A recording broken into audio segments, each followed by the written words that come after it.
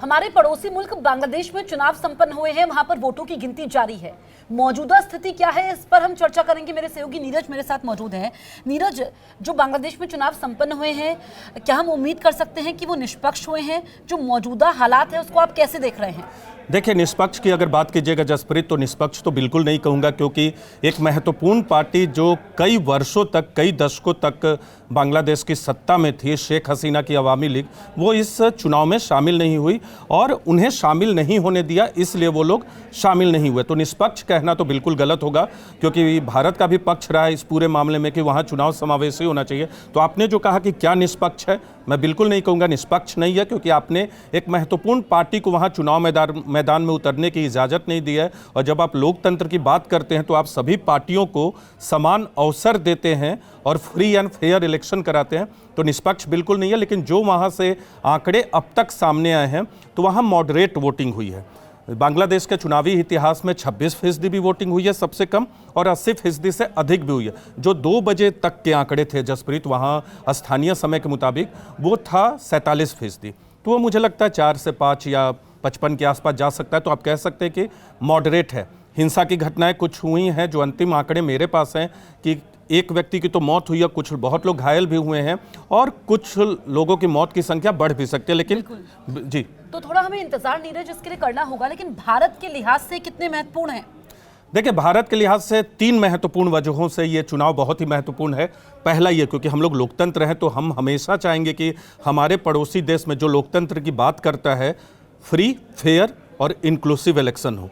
तो भारत का ये पक्ष था। तो इंक्लूसिव इस चुनाव को आप इसलिए नहीं कह सकते क्योंकि अवामी लीग इस चुनाव में शामिल नहीं हुई, उन्हें शामिल नहीं होने दिया। लेकिन आज विदेश मंत्रालय ने एक वर्ड जोड़ा है इसमें, मुझे लगता है कि अभी तक क्रेडिबल, फ्री, फेयर, इंक्लूसिव और क्रेडिबल। तो अब देखना होगा कि चुनाव नतीजे के बाद भारत की पॉलिसी क्या होती है। जो लोग चुनाव जीते, चाहे जमात जीते या बीएनपी जीते। दूसरी महत्वपूर्ण बात भारत के लिहाज से, आपने पूछा कि अल्पसंख्यकों की सुरक्षा, जो भी सरकार है, जैसे भी भारत उनके साथ संबंध रखे, अल्पसंख्यकों की सुरक्षा दूसरा हमारा महत्वपूर्ण पहलू रहेगा। तीसरा महत्वपूर्ण पहलू रहेगा कि द्विपक्षीय संबंध जो है पटरी पे है, कूटनीतिक रिश्ते कमजोर हुए हैं बांग्लादेश से, तो उन तमाम संबंधों में मजबूती बने। बिल्कुल नीरज, ये बहुत ही महत्वपूर्ण बातें आप बता रहे हैं, क्योंकि हाल के समय में अगर हम देखें, जो अल्पसंख्यकों की मौतें हुई हैं, खासकर हिंदुओं की, जो टारगेट किलिंग हुई है, उस पर भारत ने पहले भी आपत्ति दर्ज की थी। इसी वजह से विदेश मंत्रालय ने कहा है कि हम हालात पर नजर बनाए हुए हैं। देखिए, बिल्कुल विदेश मंत्रालय जो है वो इस विदेश मंत्रालय ही नहीं, बिल्कुल हमारा समूचा भारत, विदेश मंत्रालय तो डिप्लोमेटिक और उस देश से जो संबंध है वो देखता है, लेकिन बांग्लादेश से हमारे बॉर्डर भी सबसे अधिक लगते हैं। तो पूरा भारत जो है वहाँ के चुनाव पे नज़र बनाए हुए है। और क्योंकि ये ऐतिहासिक चुनाव है जसप्रीत, क्योंकि बहुत वर्षों के बाद, अवामी लीग के शासन के बाद, खुद अवामी लीग इस चुनाव में नहीं है, 2 ऐसी पार्टियां हैं जो पिछले कई वर्षों से सत्ता में भी नहीं थी, और जमाते इस्लामी को तो चुनाव लड़ने की इजाज़त भी नहीं थी, उसको इजाज़त बाद में मिली। तो ऐसे में जमाते इस्लामी का शासन आता है या बीएनपी गठबंधन का शासन आता है, उसके साथ भारत के रिश्ते कैसे रहते हैं, ये डिपेंड करेगा कि उनका रुख क्या होता है। जी, एक बहुत ही महत्वपूर्ण बात भारत के लोगों के लिए और भारत के लिहाज से उस पर बहुत ही नज़र रहेगी। दोनों पार्टियों के जो घोषणा पत्र हैं, बीएनपी की अगर बात करें तो उन्होंने अपने डिफेंस पॉलिसी को, ये बीएनपी की बात कर रहा हूँ, डिफेंस पॉलिसी को मॉडर्नाइज करने की बात की है। ये बहुत बड़ी बात है जसप्रीत की बांग्लादेश अगर अपनी डिफेंस पॉलिसी को मॉडर्नाइज करेगा अगर आने वाले दिनों में, तो यानी आपके थ्रेट भारत से आप ये मान के चल रहे हैं, तो बीएनपी ने भी मॉडर्नाइज करने की बात की है। और जमाते इस्लामी का जो घोषणा पत्र है उसमें तो डिफेंस डॉक्ट्रिन की बात की गई है। तो ये अपने आप में एक बहुत ही बड़ा शब्द कहूँगा मैं, घोषणा पत्र में है। और ये आने वाले वक्त में भारत को देखना होगा कि आखिर बांग्लादेश ऐसा बात क्यों कर रहा है, क्योंकि चीन के साथ आपके उसके संबंध अच्छे हैं, अमेरिका के साथ अच्छे संबंध हैं, हमारे साथ स्थिति थोड़ी कमज़ोर है, संबंध कमज़ोर हुए हैं। लेकिन भारत नज़र रखेगा, क्योंकि आप पड़ोसी बदल नहीं सकते, और वहाँ क्योंकि भारत किसी के अंदरूनी मामले में दखल नहीं देता, तो जो भी वहाँ की जनता जिस सरकार को चुनेगी, अगर वो भारत के साथ अच्छा संबंध रखेंगे तो हम भी उनके साथ अच्छा संबंध रखेंगे। भारत की विदेश नीति की तारीफ पूरी दुनिया में होती है, और हमारा हमेशा से मानना है कि डायलॉग के जरिए ही किसी भी समस्या का समाधान हो सकता है। अगर हम देखें बांग्लादेश के इतिहास को देखें, तो हमेशा से जो मुकाबला है वो बांग्लादेश नेशनलिस्ट पार्टी यानी कि बीएनपी और अवामी लीग के बीच हुआ। अब आवामी लीग आउट है, आपने इस्लामी जमाती का जमाते इस्लामी, जमाते इस्लामी 11 पार्टियों का ये जी। गठबंधन है, तो इसमें प्रमुख दावेदार बीएनपी है, क्या ये माने? जो वहाँ से हमें खबरें मिली, आज जब मैं विदेश मंत्रालय की ब्रीफिंग में था, वहाँ बहुत सारे पत्रकार थे, बहुत सारे पत्रकार वहाँ गए भी हैं ज़मीन पे, क्योंकि बीएनपी का आधार पहले से ही बहुत मजबूत था। बहुत पहले जब बीएनपी और जमाते इस्लामी का गठबंधन भी था तो उसमें भी बड़ी पार्टी बीएनपी ही बनती थी अवामी लीग के मुकाबले, लेकिन जमाते इस्लामी पर प्रतिबंध था चुनाव न लड़ने का, और जमाते इस्लामी का आधार उतना नहीं है जितना होना चाहिए। लेकिन वहाँ यूनुस सरकार जो है उसने जमाते इस्लामी को ज़्यादा समर्थन दिया है। अगर कहें तो एक सरकार का जो समर्थन होता है किसी भी चुनाव में, यूनुस सरकार की तरफ से जमाते इस्लामी को ज़्यादा समर्थन दिया गया है। और बीएनपी, जो हमें वहाँ ज़मीन से खबर है जसप्रीत, कि बीएनपी के पक्ष में ज़्यादा वोट पड़ेंगे। लेकिन जो मॉडरेट वोटिंग टर्नआउट हुआ है, इसका मतलब ये है कि अवामी लीग के जो समर्थक थे, और ये माना जा रहा था कि अवामी लीग के समर्थक बीएनपी को वोट न दे दे, क्योंकि बीएनपी के हाल में जो बयान रहे हैं तारिक रहमान के, वो कुछ वहाँ के हिसाब से अवामी लीग के वोटरों को भी अपनी ओर खींचने वाले रहे हैं। तो ऐसे में इस बात की उम्मीद थी कि बहुत सारे अवामी लीग के समर्थक बीएनपी को वोट दे सकते हैं। मुझे लगता है ये बड़े पैमाने पर नहीं हुआ है। अच्छा, तो ये एक महत्वपूर्ण जानकारी नीरज आप बता रहे हैं, लेकिन ये भी सवाल खड़ा हो रहा है क्योंकि सोशल मीडिया पर भी कुछ इस तरह की खबरें हैं कि क्या यूनुस नतीजों के बाद देश छोड़ के भाग जाएंगे? देखिए, इस तरह की खबरें जो हैं, नतीजों में क्या होता है, इस तरह की खबरें आती हैं सोशल मीडिया पे, लेकिन इसका कोई फैक्चुअल आधार नहीं है। यूनुस बिल्कुल पहले बाहर थे, उन पे जो केसेस थे वो हटा लिए गए हैं। नई सरकार बनेगी, उनके खिलाफ कुछ होगा, ये नई सरकार और कौन सी सरकार बनती है इस पे डिपेंड करेगा।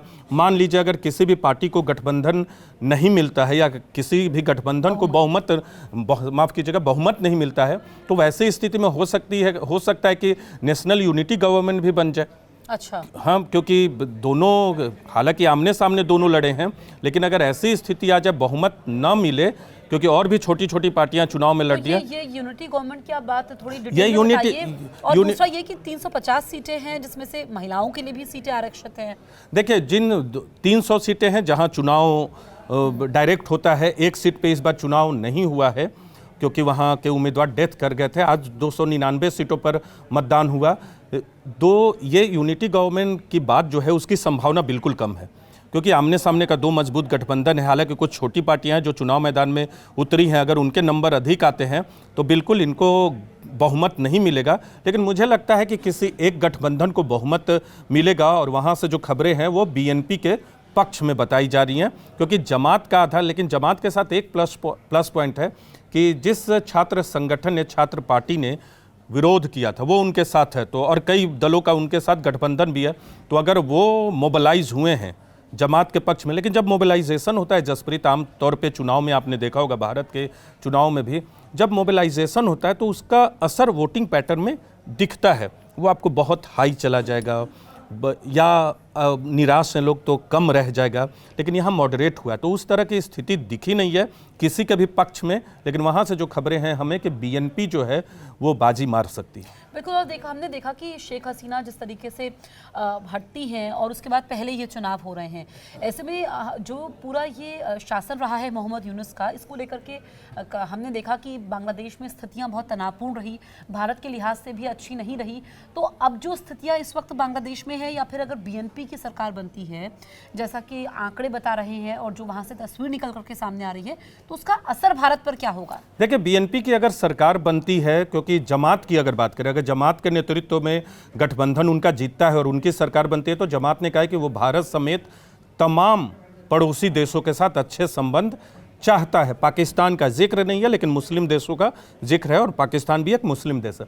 अगर बीएनपी की सरकार बनती है तो बीएनपी ने एक बात जरूर कही अपने घोषणा पत्र में, वो सम्मान के साथ अपनी विदेश नीति और रक्षा नीति को रखेंगे। लेकिन बीएनपी के साथ मुझे लगता है करीबियाँ ज़्यादा होंगी भारत की, क्योंकि मैं दूसरे कनेक्शन देखता हूँ जसप्रीत, जब हम डिप्लोमेसी कवर करते हैं तो हम दुनिया में देखते हैं कि बांग्लादेश के जो सीनियर ऑफिसर्स हैं, जो हमारे लोग हैं, जो हमारा कनेक्ट है बांग्लादेश से जुड़ा हुआ दुनिया भर में, वो कैसे मूव कर रहे हैं। तो मुझे लगता है कि बीएनपी की अगर सरकार बनेगी तो हमारे संबंध जो है वो पटरी पे ज़्यादा बेहतर तरीके से आएंगे, या उनके साथ संबंध बनाए रखना। लेकिन उनके साथ एक चुनौती ये रहेगी कि पिछली बार खालिदा जिया की जब सरकार थी तो हिंदुओं पर अत्याचार बढ़े थे।